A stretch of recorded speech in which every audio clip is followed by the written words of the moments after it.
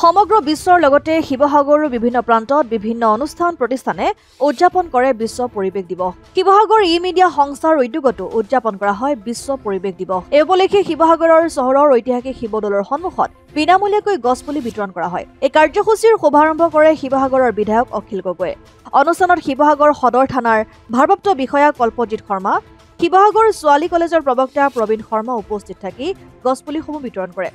Sivasagar e-media সন্থাৰ সম্পাদক প্ৰদীপ গগৈয়ে আন্তৰা গছপুলি বিতৰণ কাৰ্যসূচীৰ পিছতে শিৱসাগৰ ছোৱালী কলেজ চৌহদত গছপুলি ৰোপণ কাৰ্যসূচী ৰূপায়ণ কৰা হয়। বিধায়ক অখিল গগৈ, সদৰ থানাৰ ভাৰপ্ৰাপ্ত আৰক্ষী বিষয়া কল্পজিৎ শৰ্মা, প্ৰকৃতি প্ৰেমী পংকজ আগৰৱালাই এই গছপুলি ৰোপণ কাৰ্যসূচী সমাপন কৰে। বিশ্ব পৰিৱেশ দিৱসৰ কাৰ্যসূচীত শিৱসাগৰৰ টুইংকল ষ্টাৰ একাডেমীৰ ছাত্ৰ-ছাত্ৰী, শিক্ষক-শিক্ষয়িত্ৰী তথা সাধাৰণ নাগৰিকৰ মাজত গছপুলি বিতৰণ কৰি সকলোকে প্ৰকৃতিৰ সুৰক্ষাৰ স্বাৰ্থত কাম কৰাৰ আহ্বান জনোৱাৰ লগতে বাৰিষা কালতে গছপুলি ৰোপণৰ বাবে ৰাজ্যৰ মুখ্যমন্ত্ৰী হিমন্ত বিশ্ব শৰ্মাক বিশেষ পদক্ষেপ ল'বলৈ আহ্বান জনায় বিধায়ক অখিল গগৈয়ে। শিৱসাগৰ ই-মিডিয়া সংস্থাক বিশ্ব পৰিৱেশ দিৱসত এনেকৈ গছপুলি বিতৰণ কৰাৰ কাৰণে মই ধন্যবাদ আৰু কৃতজ্ঞতা জ্ঞাপন কৰিছোঁ। তেখেতসকলে সঁচাকৈ এটা সুন্দৰ কাৰ্যসূচী গ্ৰহণ কৰিছে। তেখেতসকল ধন্যবাদৰ পাত্ৰ।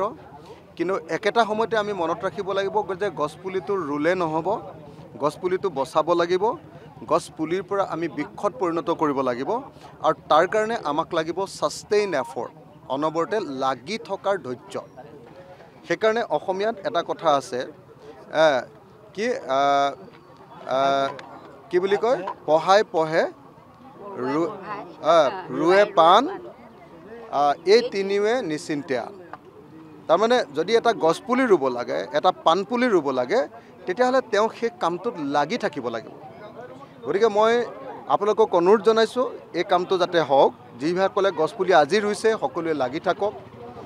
আৰু অসমৰ মুখ্যমন্ত্ৰীক মই এটা আহ্বান জনাব খুজিছোঁ। অসমৰ মুখ্যমন্ত্ৰীয়ে যোৱাবাৰ কাতি মাহত গছপুলি ৰুই 1 কোটি গছপুলি ৰুই এটা ৰেকৰ্ড কৰিব খুজিছিল। এইটো ৰেকৰ্ড নহয়, এইটো গছপুলি হত্যাৰ ৰেকৰ্ড হ'ব পাৰে। কাতি মাহত গছপুলি নেবাচে, অক্টোবৰ মাহত, নৱেম্বৰ মাহত গছপুলি কেতিয়াও নাবাচে। যদি অসমৰ মুখ্যমন্ত্ৰীয়ে ৰেকৰ্ড কৰিব খুজিছে আৰু অসমখন সেউজীয়া কৰিব খুজিছে আৰু সঁচাকৈ প্ৰকৃতিৰ প্ৰতি অৱদান যোগাব খুজিছে, তেতিয়াহ'লে অসমৰ মুখ্যমন্ত্ৰীক মই আহ্বান জনাইছোঁ যে জুন মাহৰ 5 তাৰিখে সেইকাৰণে বিশ্ব পৰিৱেশ দিৱস পাতে, যে এই সময়ত গছপুলি ৰুলে বাচিবই। আৰু জুন মাহ আৰু জুলাই মাহত আপুনি 1 কোটি নহয়, 2 কোটি নহয়, 5 কোটি নহয়, 10 কোটি গছপুলি ৰুওক আৰু আপুনি ৰেকৰ্ড কৰক। আমিও আপোনাক সমৰ্থন কৰিম। কিন্তু গছপুলিটো ৰুই খালি আকৌ মৰিবলৈ নিদিব। তাত যাতে এটা বাউণ্ডেৰী দি, তাত যাতে জেওৰা এখন দি গছপুলিটো বাচিব পাৰে তাৰ ব্যৱস্থা কৰক। কিন্তু অকল চমক সৃষ্টি কৰি গছপুলি ৰুই গছপুলি মাৰিলে তেতিয়াহ'লে এইটো এটা বৰ ডাঙৰ পাপ হ'ব। যোৱাবাৰ 1 কোটি গছপুলি ৰুই হিমন্ত বিশ্ব শৰ্মা চৰকাৰে 80 লাখতকৈ বেছি গছপুলি মাৰি পেলালে। এইটো বহুত ডাঙৰ পাপ হৈছে। মই সেইকাৰণে অসমৰ মুখ্যমন্ত্ৰী ডাঙৰীয়াক আহ্বান জনাওঁ যে এতিয়া ইলেকশ্যন গুচি গৈছে, আপোনাৰ মনটো অলপ বেয়া হৈ আছে, মনটো ভাল লগাবৰ কাৰণে আপুনি অকণমান গছপুলি ৰোৱাৰ কাৰ্যসূচী এটা লওক। কিন্তু গছপুলি ৰোৱাৰ কাৰ্যসূচীটো লোৱাৰ লগে লগে গছপুলিকেইটা যাতে বাচে, এইটো জুন আৰু জুলাই মাহৰ ভিতৰতে এই কাৰ্যসূচীটো কৰক দেই। তাতকৈ বেছি দেৰি নকৰিব। তাতকৈ বেছি দেৰি কৰিলে আপুনি গছপুলি হত্যা কৰাৰহে উপাধি লাভ কৰিব। কিন্তু শিৱসাগৰৰ পৰা ছৈয়দ মুস্তাকুৰ ৰহমানৰ ৰিপৰ্ট, অসম আদিত্য।